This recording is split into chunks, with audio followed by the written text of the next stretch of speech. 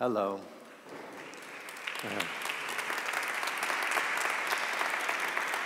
I had the option to learn Spanish at school, and I'm deeply regretting choosing French now.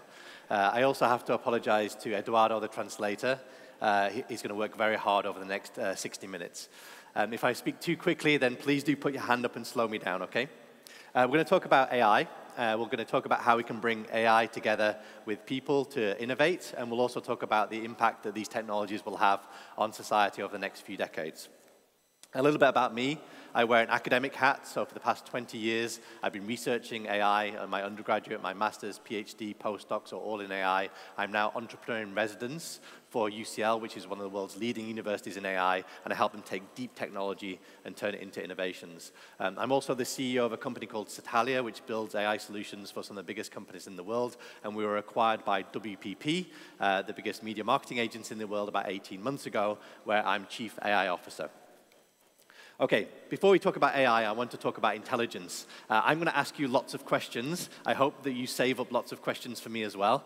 I want to take you through this technology stack. This is how I think about building data-driven decision-making systems. And the first question I want to ask you all is, what is data?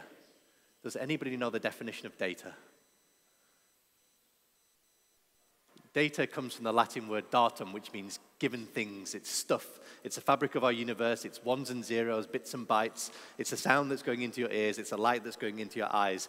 It's not until you give something context does it become information. So if I say to you 210280, this is data. If I say that it's a date of birth or how much money I have in my account, then it becomes information. Information is data in context. Let's get you warmed up. What does this probably say? I know you can do this. Don't be shy. A, B, C. What does this probably say? 12, 13, 14. But you can see that the data that's going into your eyes is the same data, but you're giving it a different meaning based on its context. I don't know how well this will translate, but I want you to read this and create an image in your mind of what you think is happening here. So read this sentence. Create a picture in your head of what you think is going on. Maybe most of you are thinking of a guy, John, reading a letter out loud to a lady called Mary. Actually, this data can be interpreted in many ways. John could be reading a letter that was addressed to Mary or sent to Mary. John could be reading the alphabet, A, B, C, D, to Mary.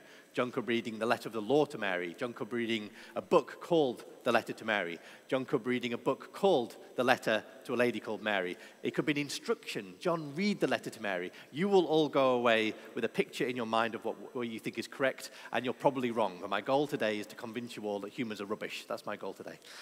Okay. Imagine if I give you a spreadsheet, and in the spreadsheet it has 3 columns. It has a column which is the date, a column which is the temperature on that date, and a column which is the number of ice creams that I sold on that date. So we have date, temperature, ice cream sales. What would we do with that information? We'll probably look for some sort of correlation. Maybe we'll draw a graph. So along the x-axis, I have increase in temperature. Along the y-axis, I have increase in ice cream sales. And if I plot that data, I'll see some sort of trend going upwards. The hotter it gets, the more ice creams we sell. This is called descriptive analytics. What we're doing is we're organizing information to try to know things about the world. Actually, Plato had a very good definition for knowledge. He said, knowledge is justified true belief. Knowledge isn't necessarily a fact, but based on our experience, based on statistics, we believe things about the world. Now, we can do something really cool now, which is what everybody's getting excited about. We can do a thing called predictive analytics, and we can align through it. So now you're all data scientists, and we can use this to now predict how many ice creams we need to manufacture. And we can use more and more sophisticated mathematics to get a better fit of that line to that data. And I would argue all we're trying to do in machine learning, in data science, is to fit some sort of line or plane or hyperplane to a data set to give us the best predictive power. That's all we're really trying to do. But knowing something is very different to understanding something. So why do we sell ice creams when it's hot outside? Why do we sell ice creams when it's hot outside? Well, in the UK, when it's hot outside, we all go outside because it's a scarce resource. We only see the sun for 2 weeks of the year. And then what happens is we get hot, and we can cool ourselves down in different ways. We can go back inside. We can take our clothes off. We can buy an ice cream. Why doesn't ice cream cool us down? thermodynamics. To expect a computer to understand that narrative from that line is very difficult. We don't understand, computers don't understand about thermodynamics, they don't understand about human behavior. So it's very important that we bring domain experts, the people that understand the world, together with the data scientists to interpret the world correctly. Because your domain expert's going to say, Daniel, your model of the world here is wrong. It's dangerously wrong. Because if tomorrow is scorching hot, if it's the hottest day ever, your factory is going to manufacture lots of ice creams. But the reality is nobody's going to go outside, so you're not going to sell any ice creams. It's really important we bring together those two types of people. So I would argue that what we're trying to do is understand the world perfectly so that we can make good decisions. And it turns out that humans are terrible at making decisions, and I'm going to try to argue that now. There's a very good book by a world-leading economist called Daniel Kahneman called Thinking Fast and Slow. I'd highly recommend you read this book. Daniel Kahneman is a Nobel Prize-winning economist. He argues we have a fast brain and a slow brain. And I'm going to test those brains with you all now. I'm going to ask you some maths questions. Okay, and your job, I know it's early, your job is to answer those maths questions as fast as possible. If you don't answer them faster than your competitors, they're going to take your market. So speed is important. We're going to start out nice and easy, and we'll get more and more complicated. So don't be shy. The first question, what's 2 times 2? I know you can say fine. What's 14 times 168? Okay, so the point here is this one you didn't need to think about.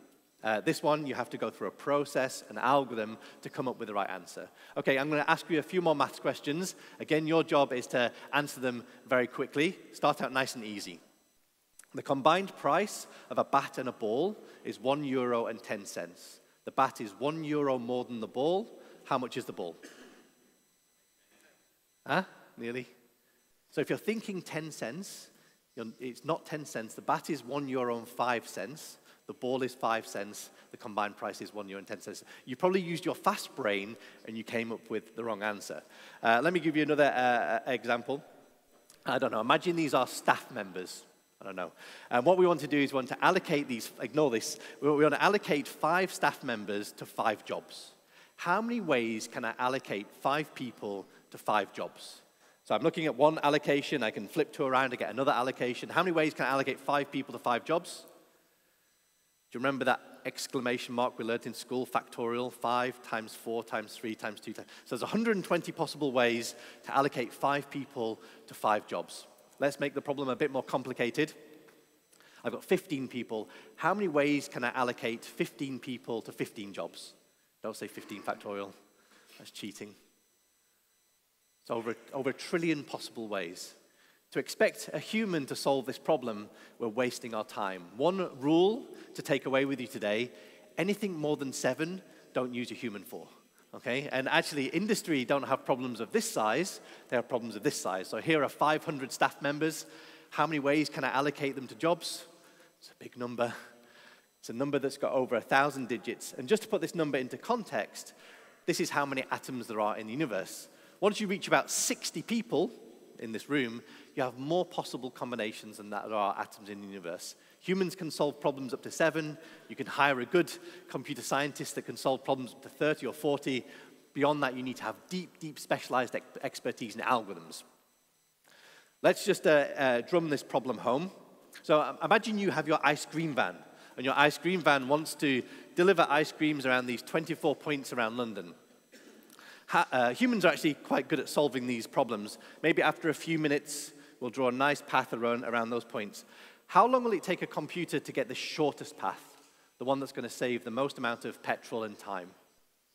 Anybody? Seconds, milliseconds? Somewhere between that and 20 billion years. If you put this number into your calculator, 24 factorial, you get this number of roots.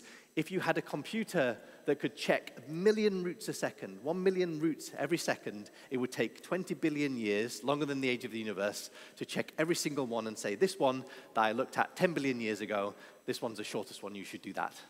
And if I had another point to the map, I now have 25 times 20 billion years, so 5,000 billion years. If I had another point to the map, you have 26 times 5,000 billion years.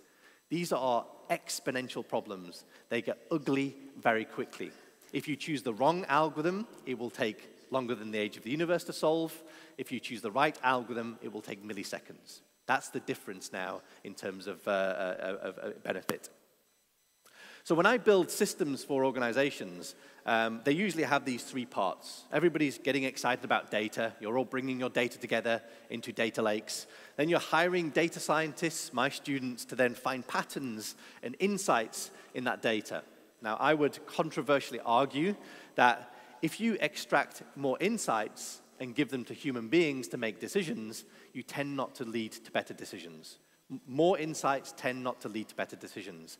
I would argue what you need to do is solve this part first. Solve the decision-making part using algorithms, then figure out what insights do you need to be able to make better decisions. My worry is that companies are hiring these people to solve these problems. And actually, in Spain, there's still a very, very good pedigree around these types of skills. If you're old enough, they used to be called operations researchers. They're decision scientists. They're discrete mathematicians.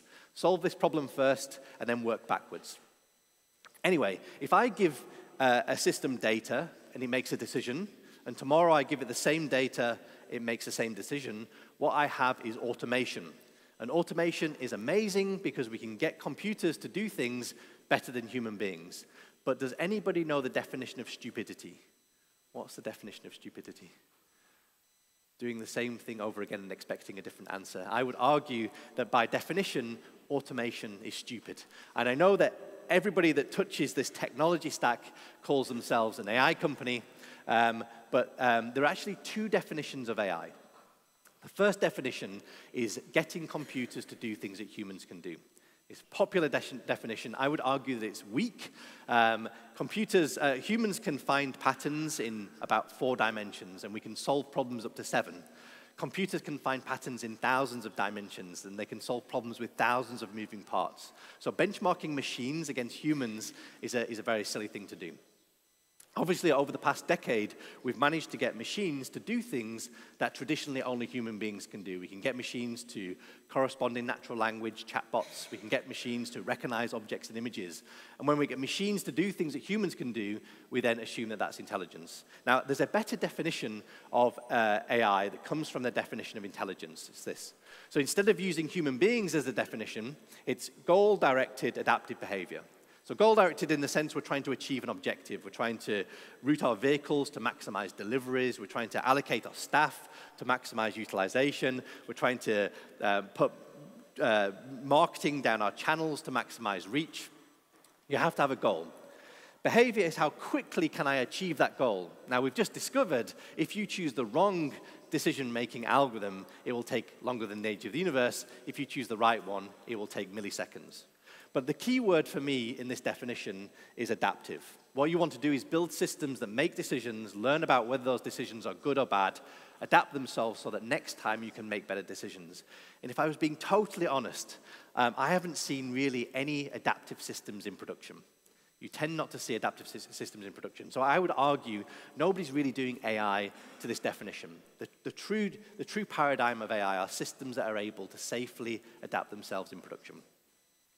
A little bit of a history lesson. So this was AI in the 60s and 70s. This is one of my favorite paintings. It's Socrates before he drinks hemlock. Socrates is famous for inspiring the Socratic method. So if I say to you, Socrates is a man, and all men are mortal, I can infer that Socrates is mortal. So AI in the 60s and 70s was writing down lots of rules and trying to infer new knowledge, and it didn't really work. In the 80s and 90s, a new type of AI came along that's modeled on how brains work. This is the brain of a bumblebee. My PhD 18 years ago was trying to take the brain of a bumblebee. Bumblebees have 1 million brain cells. Their brains can fit on the end of a needle. And bumblebees can do amazing things. They navigate 3D worlds. They talk to each other. They solve problems. They don't handle windows very well, but they're very smart little creatures. And the question was, can you take the brain of a bumblebee and model it in a machine? 18 years ago, it was impossible. About 12 years ago, there was a new paradigm in this technology that now allows us to build brains that have hundreds, if not billions, of neurons. And we can teach these brains to do things that humans can do. ChatGPT, DALL-E, Midjourney, all of these technologies that you're currently seeing are using these types of brains to create that content. I would argue these brains are really good at finding patterns in data. They're really good at knowing things about the world. But then you want to use these technologies to then reason and make decisions, and then you want to build systems that can safely adapt themselves in production. Okay, those are the three elements of AI.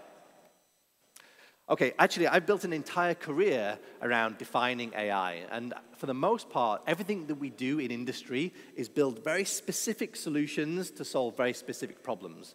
So instead of looking at AI through the lens of definitions, I now look at AI through the lens of its applications. Over the past 10 years, the combination of compute, data, new algorithms allow us to do now really interesting things in industry.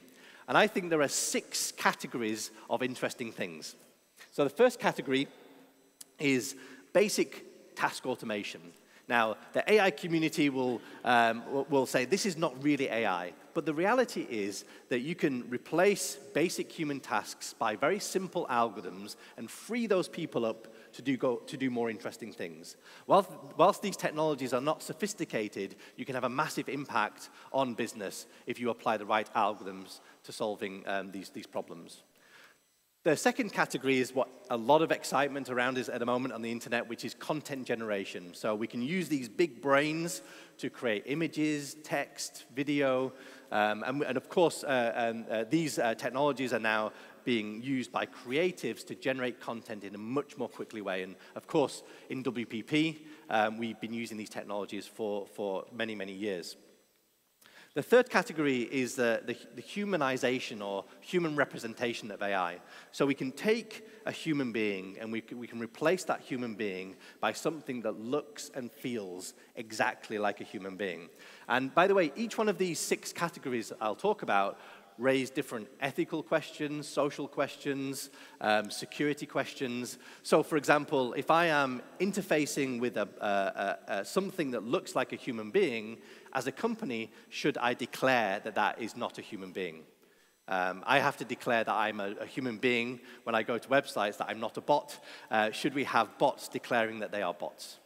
The fourth category is what organizations are getting very excited about, which is machine learning, data science. We can use these technologies to extract complex insights from data, and they can now help us understand the world in new and exciting ways. Right? So they can help us understand about human behavior and all sorts of things. Now, I would argue that extracting insights from data doesn't always lead to better decisions. And so the fifth category is using these traditional technologies, operations research, discrete mathematics, to essentially make much better decisions. And again, I would argue we see the biggest application in organizations using these technologies and using these technologies. There's a lot of excitement here, there's a lot of excitement here, but we get the biggest win with these two. And the final category is augmenting your physical self with exoskeletons, cybernetics, both in the physical world and the digital world. So you can augment yourself with AI to help you ultimately make better decisions. So these are the 6 categories, and as I said, each one of these 6 categories raise different security, safety, ethical governance questions. And what I'm not seeing from government is enough understanding about these types of technologies. So actually, I want to just controversially argue that there's a lot of people calling themselves AI ethicists. I would argue that there's no such thing as AI ethics. So ethics is the study of right and wrong. And these technologies have no notion or understanding of right and wrong. Human beings have an intent. That intent might be to maximize the number of deliveries in my vehicles or maximize the utilization of my employees. They have an intent, they have a goal. And then they implement a technology to try to achieve that goal. Now, sometimes those technologies do very well. They overachieve their goal to cause other problems across parts of the organization, or they might not achieve their goal because they're not tested in the right way, which is like bias and things like that. And so I would argue that these technologies are not making ethical decisions. They're and where they get things wrong, it's a safety problem. It's not an ethical problem. It's the intent that needs to get scrutinized from an ethical perspective. It's not the AI. Very happy to talk about that in the Q&A. I'm going to talk about innovation now. So this is a hierarchy. This is not a picture of my company, although most people do sell drugs to each other. That's quite common in my company. This hierarchies breed interesting relationships. And I would argue that these types of structures are not conducive for adaptation. They're not conducive for innovation. Remember, the more adaptive you are, the more intelligent you are. And so what we're seeing is organizations adopt new types of structures, new types of organizational methodologies, and the principle behind Lean and Scrum and Agile and design thinking, the principle is, how can my organization adapt quickly to a changing world? Adaptation means intelligence. This is an entire different talk, but what we're seeing is obviously AI, it can be used to profile customers, understand how to increase your sales, reduce churn. AI can be used to reduce costs in your supply chain, make things more efficient. But I would argue, if you're not using AI to unlock the creative capacity of your workforce, you're dying from the inside. And organizations are realizing they want to move from these structured ways of working to much more fluid, adaptive ways of working. And actually, so I would argue that these technologies that I've just mentioned will be a commodity over the next 10 years. We already have access to very cheap compute. All of the tools you need to build big brains, it's all free, it's all open source. Somebody will commoditize decision making and somebody will commoditize self-learning. The battleground for organizations is not technology.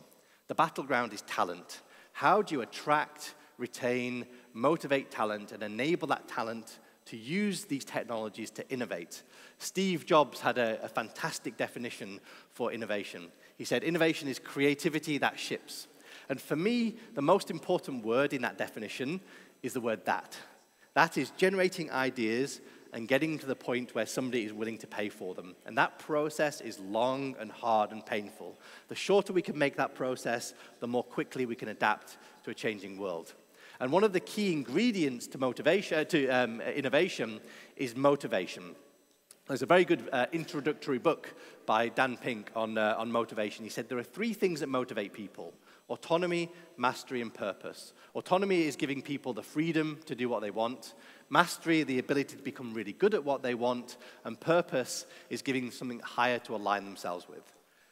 So one of the first challenges that organizations have, particularly in AI, is how do they attract talent in the first place? A number of CEOs that I work with that have given millions of dollars to their CTO and say, go and build me an AI team. And they can't hire a single person because they're not sexy and they don't have interesting problems. If you're sexy and you've got interesting problems, you'll attract talent and they'll stay with you. If you're in the other 2 quadrants, you'll attract talent and they'll leave after a few years. And that can be more dangerous to your organization than not being able to attract talent at all. It's really important for organizations to be honest with themselves, because understanding where you are on this matrix will help you understand whether you build out your own team, whether you work with a third-party vendor, whether you buy technology off the shelf, whatever. But once you have engaged with talent, you then need to create an organizational structure that enables that talent to thrive. And over the past few decades, we've seen a flattening of organizations. We moved from these traditional organizations with layers of middle management to much more flat, lean type structures. And whilst I think that this is a step in the right direction, I would argue that this is still not optimal for innovation. My company was only about 120 people before it was acquired by WPP, but we've never had any managers, any fixed hierarchies. People have always been free to work where they want, how they want, on whatever they want. So the challenge is, how do you build an operating system for a company that enables the right structure to emerge according to the innovation that you're taking to a market? If you're a product, you want one structure. If you're a service, you want a different structure. And my goal is not just to scale this to 120,000 people in WPP. My goal is to scale this to a planet. I want to try and create a platform where everybody's free to work on what they want, where they want, how they want, and be fairly remunerated for that contribution. We'll talk more about that later.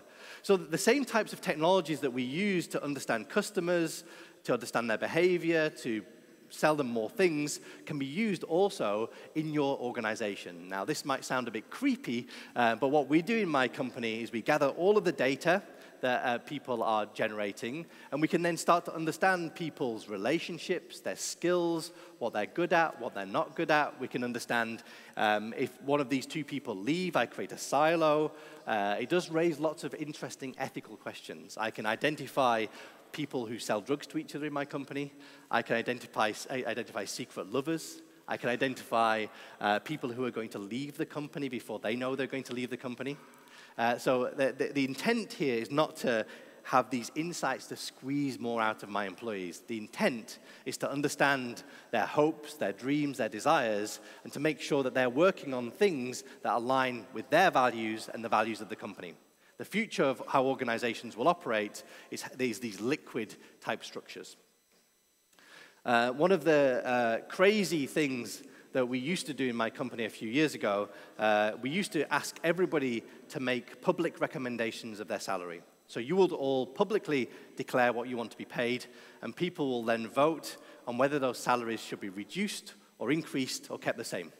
And the number of votes that you have is calculated by an AI. So if you've worked very closely with somebody, if you're very knowledgeable about their domain, you will have more votes for their salary than somebody else. So the future of organizations are creating these liquid democracies where you try to get the best group of people to make the decision. And that decision-making is not in some sort of fixed hierarchy. I believe that we can use this principle of liquid decision-making to not just salary setting, but to hiring, to firing, to forecasting, to strategy. Most organizations are going through their digital transformation. They're realizing that they need to get all of their data together to be able to then ask interesting questions of their data. But what organizations are ultimately trying to do is create a digital twin of themselves. I don't know if you've heard the term digital twin. A digital twin is a digital representation of the entire organization. So at the moment in your organization, I guess if marketing creates a campaign and thinks that that campaign will increase demand by 10%, you really have no idea whether you're going to be able to fulfill that promise to the customer. You don't know if your supplier is going to default on their supply. You don't know if you're going to have enough space in your warehouse. You don't know if you have enough staff to sell that stuff. So the challenge is that the supply chains are disconnected. The future of an organization is a digital simulation so you can predict what will happen across my supply chain so you can solve that problem before it exists. And actually, there are 3 digital twins. The first one is of your operations, the flow of goods through your supply chain. The second digital twin is your workforce. So you want to understand the characteristics of your workforce so that you can layer that on top of your organization. And the third digital twin is processes. Boring processes like expenses and onboarding and offboarding. And I think that over the next 10 years, there's going to be a convergence of these 3 digital twins to allow organizations, again, to adapt very quickly to a changing world. Okay, let's talk about the future. I think this is probably what most people are excited about. So hopefully I've convinced you a little bit that there's still a lot of misunderstanding about AI and potentially a lot of misinvestment as well.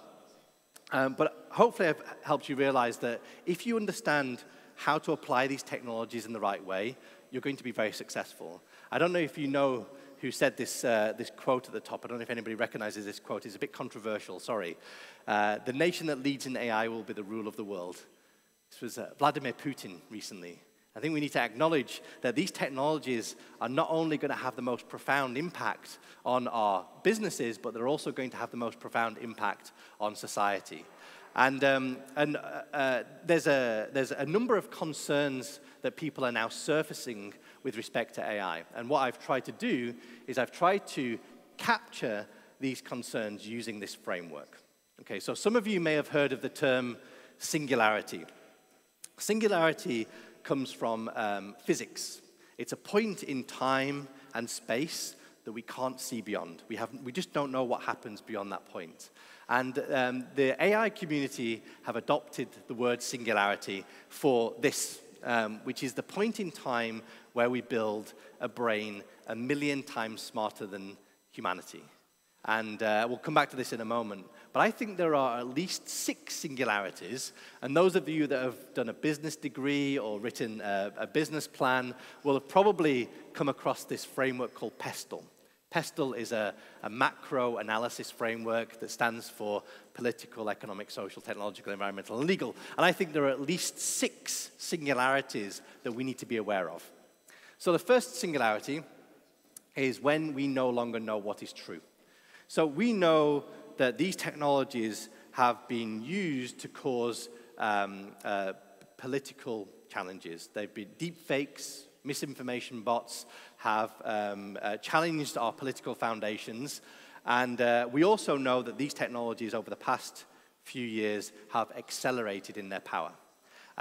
We will reach a point where we cannot necessarily authenticate whether a piece of content that we are engaging with is true or not. And I don't know what happens when society distrusts all of the content that they're currently observing. So this is a big concern. I heard a few years ago a machine learning model, an AI, was trained on the voice of a CEO. And they used that AI to call the accounts department and got them to pay an invoice. And the accounts department thought they were talking to the CEO. Now, that technology is now a commodity. It's in all of your hands. So Microsoft launched a technology that with 3 seconds of somebody's voice, it can replicate their voice, with 3 seconds of their voice. So you all now could imitate every CEO on the planet using a technology that's essentially free. There's a very good BBC documentary that I would highly recommend everybody watch called The Capture, which talks to this issue. But there is a concern that there will reach a point where we cannot authenticate content. And I think that this industry needs to play a part in solving this problem. The second singularity is my favorite singularity. It is coined by a very good friend of mine called Callum Chase. The economic singularity is the point in time where we automate the majority of human labor. So this is obviously every day when you open a newspaper or look at LinkedIn, there are now concerns about the impact that AI has on jobs. And I think the reality is that nobody really knows what will happen after the next 10 years. Some people think that whilst these technologies are really good at removing friction, and friction usually means human labor. And my day job is making things more efficient. So removing humans to get them to do more interesting things, to reduce the cost of production. But the concern is if you can replace whole jobs, then you will. The pressure to reduce costs, to increase profits, to stay competitive means that if organizations can remove that labor, they probably will. And the concern is that over the next 10, 15 years, we might see mass technological unemployment. Lots and lots of people leave jobs, but our economy is not able to rebalance, which might lead to social unrest. This is the concern. Myself, Callum, other people think, controversially, that we should be accelerating innovation. Actually, if we can remove the friction from the creation and dissemination of goods, food, healthcare, education, shelter, all of those things, then we can bring the cost of those goods down to almost zero. This is the hypothesis, is that you can bring the cost of all of the goods that we depend on, all of the goods that we rely on, down to zero. Now, I'm not talking about taxing rich people and giving it to poor people. I'm talking about creating a world where everybody is born and they don't have to worry about paying for food. They don't have to worry about paying for energy because it's all free. I genuinely believe that this world is possible. Now, people say, Daniel, work defines who I am. What would I do if I didn't have a job? What would I do if I didn't work? And I don't have to work. I sold my company. I don't have to work for the next 10 lifetimes. And I know lots of people that don't have to work. They're not sitting at home bored and depressed. They're using their time and their assets to try and create a positive impact to humanity. And I bet if I asked each one of you, what would you do if you didn't have to work? You'll say, maybe I'll travel, look after my health more, spend more time with the children, indulge in my hobbies. But if I keep asking you, you'll say, I want to do things that better the lives of my community and the world. I think we all have an innate desire to try to contribute positively to humanity. And I want to try and create a world where more and more people are unlocked to do that. I think it's genuinely possible. The third singularity is the social singularity, often referred to as the Methuselarity. So sorry, translator, that's a difficult word. This is the point in time where we cure death. Now, there are scientists, eminent scientists, that believe there are people alive today that don't have to die. AI is not only advancing medicine, it's also able to clean out our arteries, and like a car, if we can stay on top of damage, then that car will never ever break down. And the same hypothesis applies to humans, is that we'll reach a point where we stay on top of damage and we don't have to die. And I don't know what the world would look like once people realize that people don't have to die.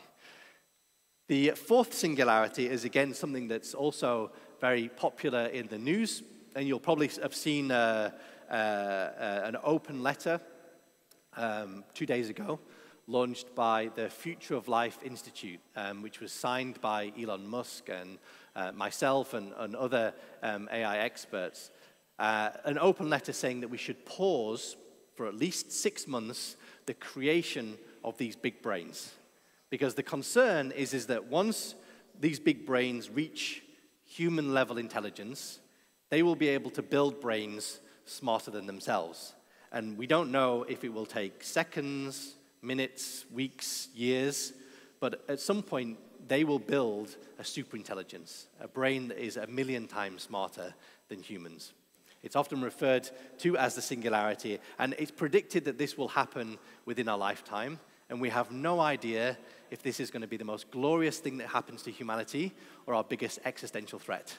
And I am concerned that it might be our biggest existential threat, and I think that we should be preparing for this thing to come along.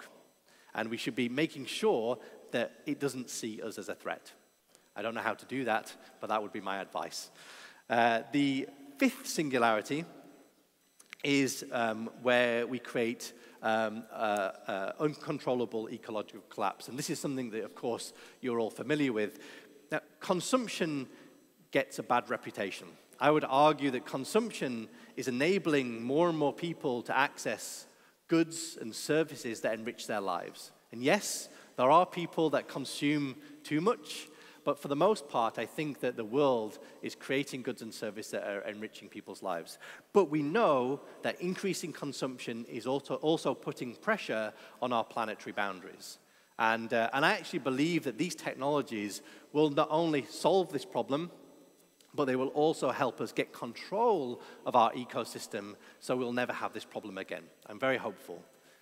The final singularity is when surveillance becomes ubiquitous, and this is a concern that's been around for many years, where a government or organizations not only know so much about you, but also have the ability to manipulate your decisions to benefit themselves. And we need to separate those powers of control, and I know that there are organizations, companies that are already working on solving this problem. Okay. I'm just going to close now and say that, and that you all know this, which is it's not good enough anymore for organizations just to have a strong profit motive. You have to have a purpose. If you don't have a purpose, you're not going to attract talent, you're not going to attract customers. And I believe it's the collective purpose of enterprise that will actually make these futures glorious for us. Nobody knows what the future looks like, but it's within our gift to create that future. It's within your gift to hold yourselves accountable, hold your leadership accountable, hold your clients, your customers accountable. And I believe that it's a collective purpose of enterprise that will make these glorious futures. My purpose is to try to create a world where everybody is free to live beyond themselves. I genuinely believe it's possible to create a world of abundance, freeing everybody up from economic constraints so that they can figure out how to contribute to humanity. And I want to work with as many people as possible to make that a reality. So on that note, I will stop and open to questions. Is that right? Thank you for listening.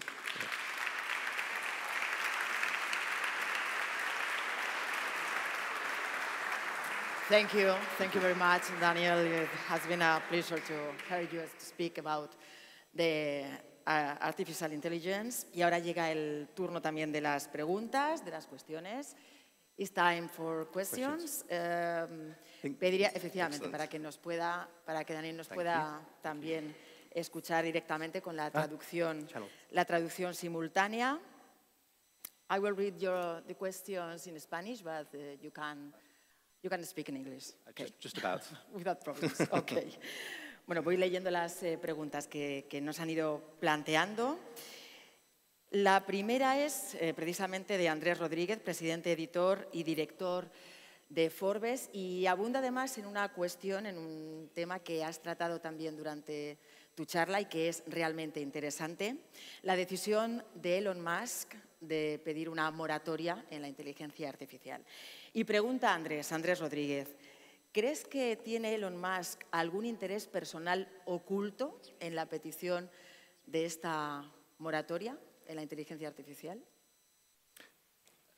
My volume wasn't on, but it's now working. So,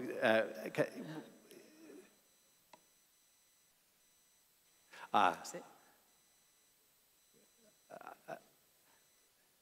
It's hard for me to hypothesize about Elon Musk's intent.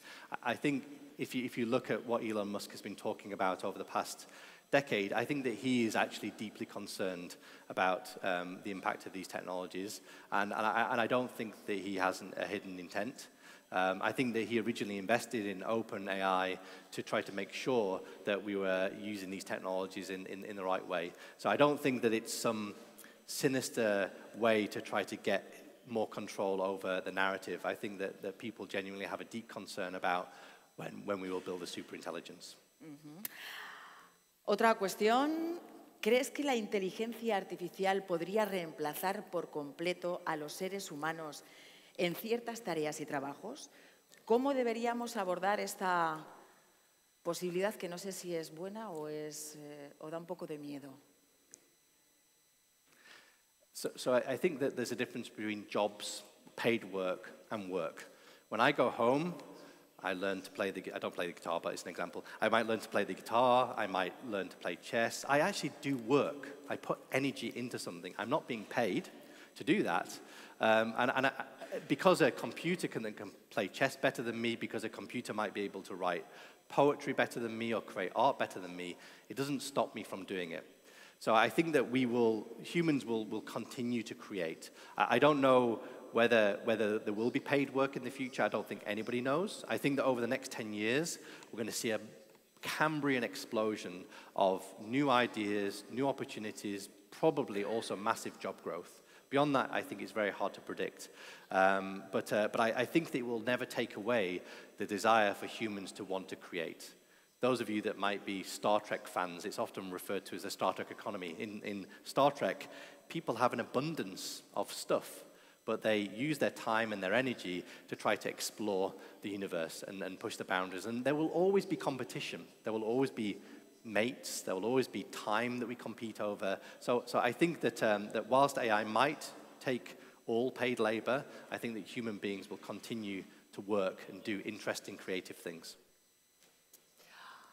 Otra cuestión que nos la plantea Jesús Nieto de Shell, ¿cómo impactará la computación cuántica en inteligencia artificial? It's a great question about quantum computing. So quantum computers are accelerated compute. And there's a question about whether we need quantum computers to build brains that are human level. And I personally think that we don't. We're seeing evidence from GPT-4 and these other technologies where you don't have to have quantum computers to do human level type things. So quantum computing will just accelerate the ability to compute things. But I don't think that it's a prerequisite. It's necessary to be able to have what is called artificial general intelligence, AGI. ¿Cómo crees que la inteligencia artificial puede mejorar la toma de decisiones empresariales y cuál es su potencial impacto en la eficiencia y en la productividad. So I've already kind of alluded to this idea that if you think about your businesses, there are a huge amount of inefficiencies that exist across your organization. There's also a huge amount of ineffectiveness. And what I mean by that is that there might be a process that's very efficient, it's just not very effective. So let me give you an example. In your organizations, there might be an expense policy where if you want to spend a certain amount of money, it has to go up a chain to somebody that says yes or no, which I think is ineffective. There's a company, I think Gore-Tex, that what they do is they make all of their expenses publicly available. And so instead of having this chain of a matrix, they make all of their expenses publicly available, and then people self-police each other, which is, I think, a much better or more effective way of doing expenses. So AI will not only be amazing at removing these frictions that I've mentioned, they will also be amazing at also optimizing across an organization. So I can make different parts of my supply chain very efficient, but then the next iteration, digital twins, is co-optimizing across the supply chain, which will also bring massive efficiencies. And then I think that what it will do, it will unlock people to be able to come up with new ways of being effective, not efficient. So people will use their creativity to come up with ways of being effective. And I think that what it will do, it will bring down the cost of goods extremely cheap. In London, I guess here, if I get into a taxi, the majority of the cost of that taxi is the labor. If we didn't have taxi drivers, then the cost of that trip could be very, very cheap. And I think we can potentially apply the same principle to the creation and dissemination of any goods. And I think we should be doing that. If we get the timing right, we create a world of abundance. If we get the timing wrong, we could have social unrest. And I think that's the challenge that we need to face into over the next decade. Otra cuestión, ¿qué retos éticos y sociales presenta el uso de la inteligencia artificial en las empresas y cómo podemos abordarlos? It's a great question. So I think that we need to separate the concept between AI ethics and AI safety. Maybe let me give you an example. So imagine you are on the board of a ride-hailing company, like an Uber or whatever. And what you want to do is you want to deploy an algorithm, an AI, that sets the prices of the rides. And you deploy an AI, and the AI works very well. And the AI has access to different data. And by the way, it also has access to your battery data. And it correlates that when your battery is very low, you're willing to spend more money on your ride. So essentially, you are vulnerable, and it could potentially be argued that it's exploiting a vulnerability because your battery is very low. Now, you as a board member need to decide, first of all, you need to recognize that. You need to understand that it's doing that, which is very hard. You need to make algorithms explainable. I'm happy to talk about that later. But you, as a board member or on an AI ethics committee, need to say, is this something that we're going to accept? Are we going to accept this AI exploiting a vulnerability? Or are we going to use battery data to prioritize rides? So actually people get access to rides more quickly. Or are we going to use it to identify vehicles that have chargers in them? So you can use the same data for exploitation or for good. And it's the intent that needs to get scrutinized from an ethical perspective. The AI will just do its job. And so I think that we need to make sure that we understand how these AIs are achieving the goal, and that requires explainability, and it's a very, very hard problem to solve. The AIs then explain that to the decision makers, and the decision makers then need to decide whether that's acceptable or not. And these are really interesting challenges that organizations are going to be facing over the next several years. I don't think there's any one answer. Tema interesante este porque está despertando muchísimas cuestiones que están planteando y esto me encanta. Sofía nos plantea, ¿crees que será posible vivir al margen de la inteligencia artificial en un futuro, dice ella, lejano? No sé si es lejano o no. ¿Y crees que la inteligencia artificial podrá superar la transversalidad, la creatividad del ser humano? That's two very good questions. I suspect there will be, I think a few years ago, there was this concept of a techlash, which is a kind of a rebellion against technology. And I suspect that people will want to potentially live away from technology. I personally feel like technology enables me to be more effective, to be better at what I do. But everybody should have the choice to be able to engage with these technologies or not. So I suspect that there will be opportunities for people to do that. And I'm sure that if you ask Google, they will, ironically, if you ask Google, I'm sure that you'll be able to find some of those opportunities. In terms of creativity, you know, these technologies do create. There is a question mark about whether ChatGPT just, you know, summarizes information, but the reality is it does create. It makes inferences. It tries to reason about the world. If you ask ChatGPT now an interesting fact about me, which somebody did in one of my previous talks, it will tell you that I play the drums, that I am in a band. I'm not. I don't have a musical bone in my body, but somehow it's created that from, it's made inferences from the internet. Maybe it's projected, maybe it's made a premonition or a prediction that one day I'll be in a band. But the fact is that these technologies do create. Will they create better than human beings? In some cases, yes. In some cases, no. It may be that that the output of human creativity becomes scarce, and that's what people value. It might be that actually becomes value because it's created by a human that only has a finite amount of time on this planet. But I think at the moment, all it will do is augment and accelerate human creativity. It will supercharge and superpower, and we're going to see loads of really interesting things over the next several years. Javier Argueso nos plantea, hablabas de la singularidad de la tecnología. ¿Podría esto acabar en un episodio de Black Mirror? Yeah, a lot of those singularities that I've mentioned were inspired by Black Mirror. If you haven't seen the Netflix series Black Mirror, I'd highly recommend that you do watch them because, unfortunately, you know, dystopia sells, and people like that type of content. I think that it has raised awareness about the impact that these technologies will have on humanity, and I think that there's a lot of truth in those Black Mirror episodes, but I also come back to this idea that it's within our gift to create the future. We shouldn't just let that happen. It's up to us, and so it's up to us whether we create a dystopia or a utopia. Now, everybody will have different definitions for what a utopia is, and I used to think that as a species we would be able to agree on what we should achieve for humanity. You know, whether it's increasing happiness, reducing suffering, maximize life expectancy, survival, all that kind of stuff.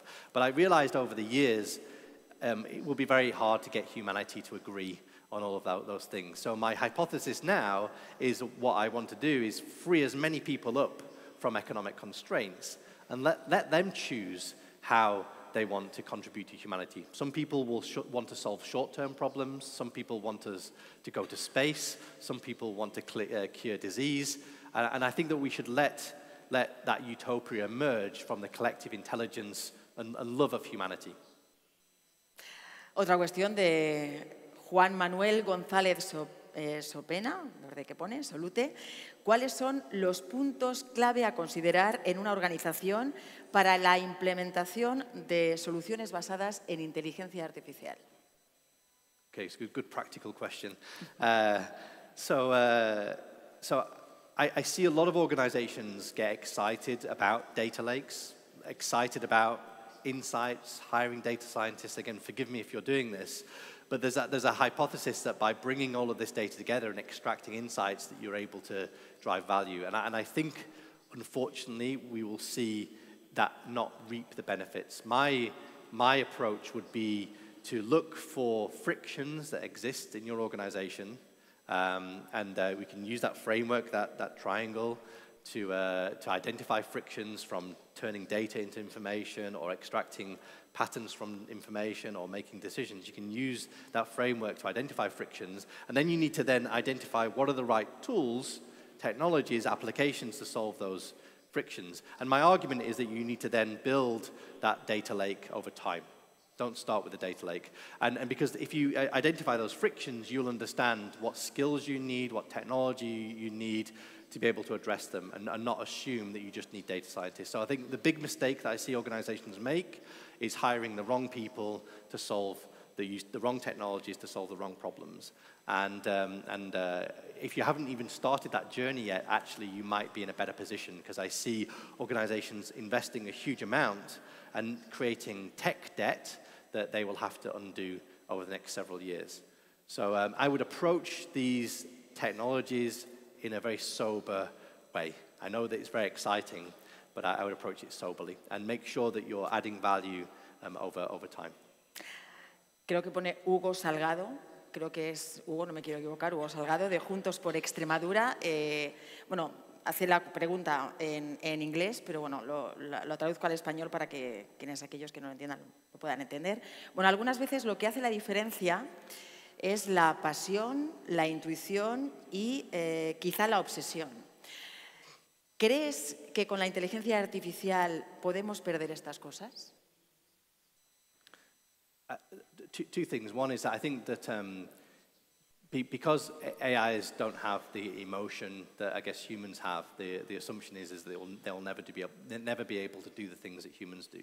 Actually, the way that AIs work is that they are purely intuitive.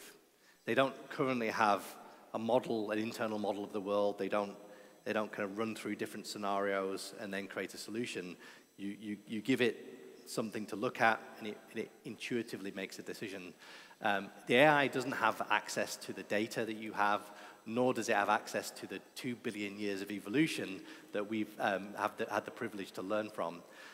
So I think that as long as human beings are able to access data in the way that AIs can't, as long as AIs are not architected in a way that our brains are architected to understand those nuances, then there'll always be a place for humans.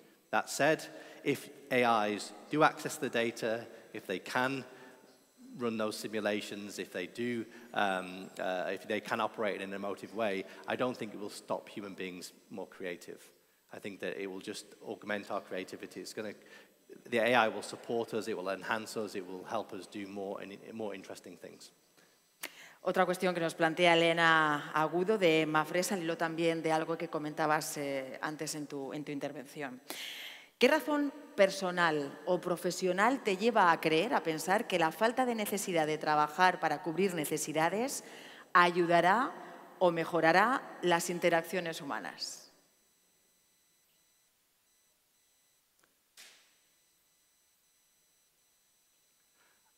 So how can it improve human interactions? So, I mean, there are companies that at the moment that are trying to use AI. It's a bit creepy. They're trying to use AI to, I guess, profile potential customers, to understand their emotions, so that then the salesperson can then steer the conversations in the right direction. And I think that we will see more and more uses of those types of things, and they'll be regulated, and people will say, well, that's too creepy, it's not cool. But I think that what I'd like to see, and what I'd like to see from GPT-4 and these other technologies, is rather than polarizing people, rather than creating bubbles that you only get exposed to information that you essentially want to see, that it actually gives you a much broader perspective. So instead of bots to create misinformation and polarization, these technologies should facilitate dialogue and reasoning and conversation. So, and I think that a lot of the people I know that are working on these technologies, they're very conscious about creating specialized models to only satisfy your needs. And what I'd like to see is more dialogue, more conversation, challenging your hypotheses, challenging your views, and reaching a point where we can agree on things.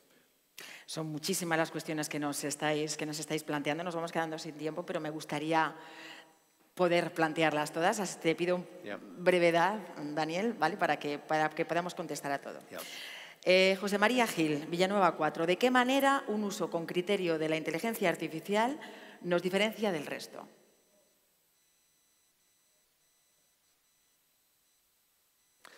I think one of the differences is being able to unlock change your organizational structure to unlock the creative capacity of people. As long as you've got people doing mundane things, you're not tapping into their ability to innovate. So I think organizations need to figure out how to do that. And I would advise everybody to now start to engage with these technologies, to learn how to use them, to understand their strengths and weaknesses, so you can understand where you can add value.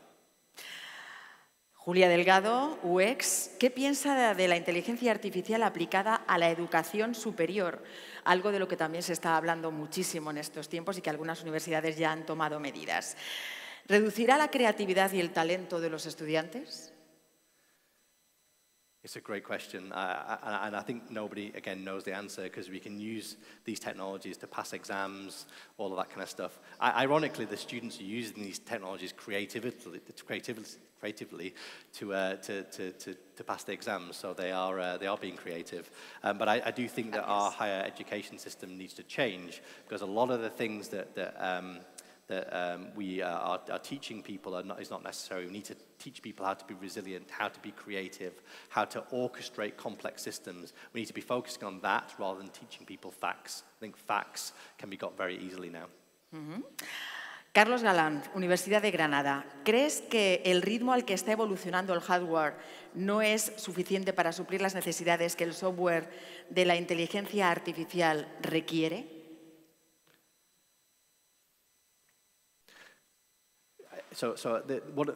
This is not a fast question, but I'll try to answer this. But the paradigm shift 13 years ago to allow these big brains was actually the parallelization of training them. So GPUs, anyway, NVIDIA, those types of organizations that allow you to parallelize compute, really what has created this explosion.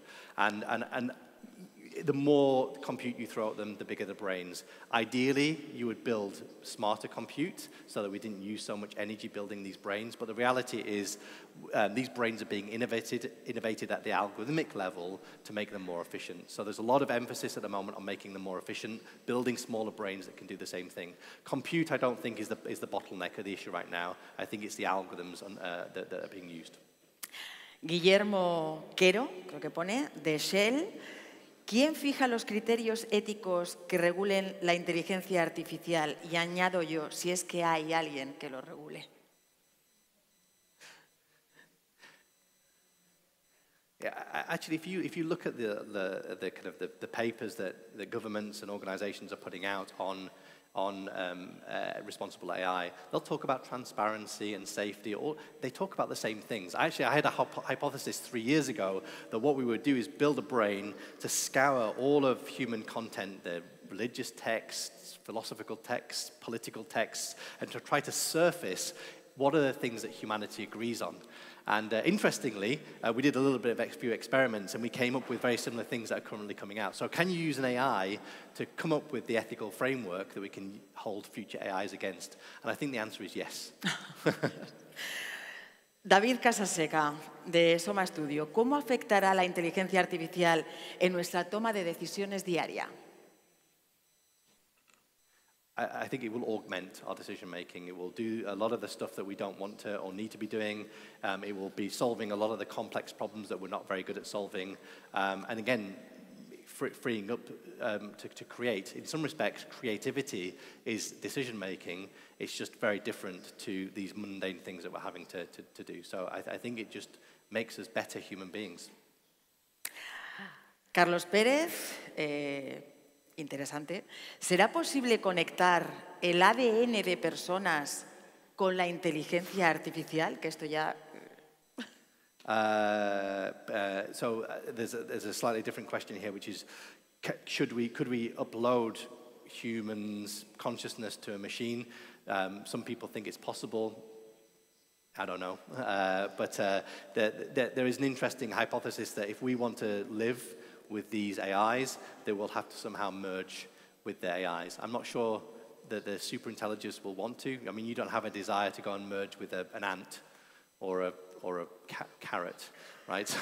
So I don't know. I think that we just need to let it come and make sure it doesn't see us as a threat. Andrés Malavé, del Centro Médico Baricentro. ¿Crees realmente que la humanidad no se convertirá en dependiente de la inteligencia artificial al 100%, llegando a ser esclavos de ella? I mean, we're already kind of dependent upon energy, and if all of our energy and whatnot went down, we would struggle. So potentially yes, and it might be that what will happen is that we'll be able to free people up to figure out how to solve those problems, to make sure that if it all went wrong, that actually we would be still totally fine. Certainly, when I'm free to do the things I want to do, I garden and I want to become self-sufficient and I look after my health. So I don't know. I think that it will help us. I think if it went away, we'll already have solutions in place to solve that. José Arcadio del Castillo, info@CEO.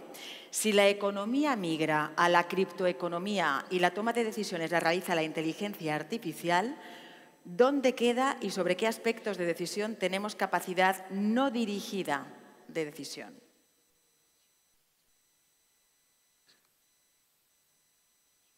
Non-steered decision making, steered by AI, I assume. There are some things that we shouldn't be making decisions for, and there's some things that we should be left to make decisions and create. I guess the question here is, how do we prevent ourselves from being manipulated?